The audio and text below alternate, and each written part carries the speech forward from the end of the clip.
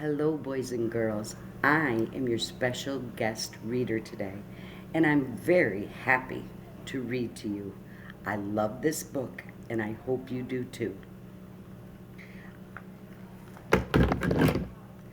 I will be reading pages 229 to 232. Now bring us in, he said. I grabbed the wheel. This would be the hardest part of my test. I couldn't believe he was trusting me to bring in his beloved Boston whaler. Rule 1. Line up your approach, Chief Rand told me. How's the wind or current? Behind me. Good. Then come in shallow to stay off the dock. Aye, aye. Rule 2. Come in slow. I slowed the engine to a crawl.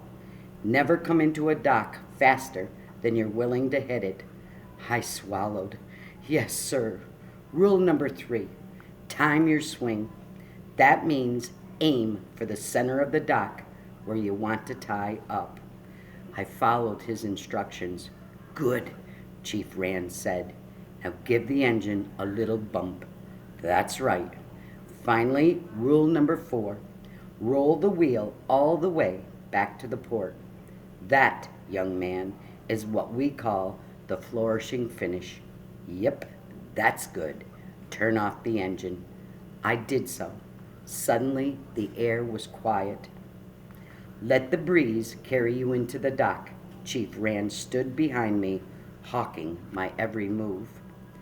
I wiped the sweat from my brow and listened to the water lapping at the sides of the boat. We floated the final few feet parallel to the dock. I concentrated on my entry, then exhaled and let my shoulders relax. I did it, and I didn't crash the boat. Chief Rand hurried to the side of the boat, stretched far out, and grabbed the rope lying on the dock. He pulled us close to the dock. Okay, you're all set to tie up. This was the final test. I leaped from the boat and grabbed the rope, wrapped it around the base of the cleat. I made a figure 8 with the rope over the horns of the cleat. Finally, I tucked the line under and pulled tight. Done. I straightened and waited for Chief Rand to inspect. He climbed from his boat and stood beside me, hands behind his back, and inspected the knot. A good cleat hitch. Job well done. I released a stream of air. Chief Rand patted me on the back. His voice lowered, and he spoke with emotion. It was my honor to teach you. Your dad would be proud. Congratulations, Skipper. Rand shared the news with Honey. With great ceremony, she presented me with my official boater education card. It had my name, birth date, and Honey's address on it. You did it, Jake. I'm proud of you. Keep that in a safe place. You'll need it whenever you're the captain of a boat. With the card hot in my hand, I raced to Macon's house. I did it! I can captain my own boat! I shouted when he swung open the front door. He slapped my back and hooted out loud.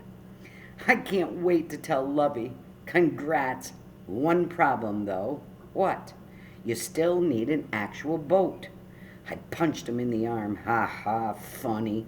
Really, though, I already been thinking about that. I'm gonna start saving up every dollar I get. How much do you think a boat would cost? Way more than you got in that skinny wallet of yours.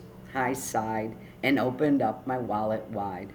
I counted $7 and an old movie theater ticket. I'm gonna need a job. More like multiple jobs, he joked. You're coming back to DeWeese next summer, right? You bet I am. His face eased with a grin. Then I'll help you draft a business plan. Something we can do together right here on the island. Dude, I'll help you buy a boat. A decent boat. Not some muddy piece of junk. I'll even get my boater's license. And you know what? You can dock at our dock. I laughed. thinking we'd come full circle, said the guy who wouldn't even get in a kayak. Now it was Macon's turn to pass his test. Low clouds raced across the afternoon sky as Lucky and I hurried to Hyler House for Macon's swim test. I spotted Lovey. We sat together by the pool with Lucky between us.